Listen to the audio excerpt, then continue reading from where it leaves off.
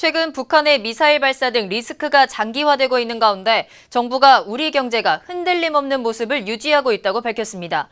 중국의 사드 보복 피해 기업을 위한 지원과 조선업 일자리 확대를 위해 재정 지원도 강화하기로 했습니다. 취재기자 연결해서 자세한 소식 알아봅니다. 박명호 기자. 네, 광화문 정부 서울청사에 나와 있습니다. 네, 김동연 경제부총리가 우리 경제가 견조한 흐름을 이어가고 있다고 강조했다고요.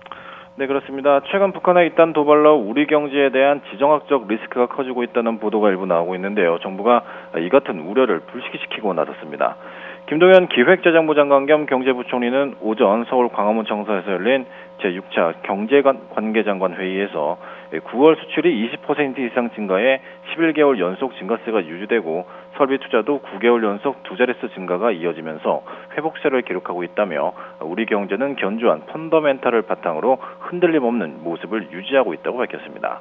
김 부총리는 이어 금융시장도 안정적인 모습을 유지하고 있다며 북핵 실험으로 하루 이틀 불안한 모습을 보였지만 바로 안정적인 모습을 찾아 견실한 기조를 잘 보여주고 있다고 설명했는데요. 다만 최근 외국인들의 국내 증권 투자 매도세가 다소 나타나고 있다며 하지만 사상 최대의 외환 보유액과 우수한 신용 등급 등 견조한 경제 기조를 고려할 때 이런 영향은 일시적일 것이라고 강조했습니다. 네, 그렇군요. 오늘 회의에서 중국의 사드 보복 피해 기업에 대한 지원책도 내놨다고요.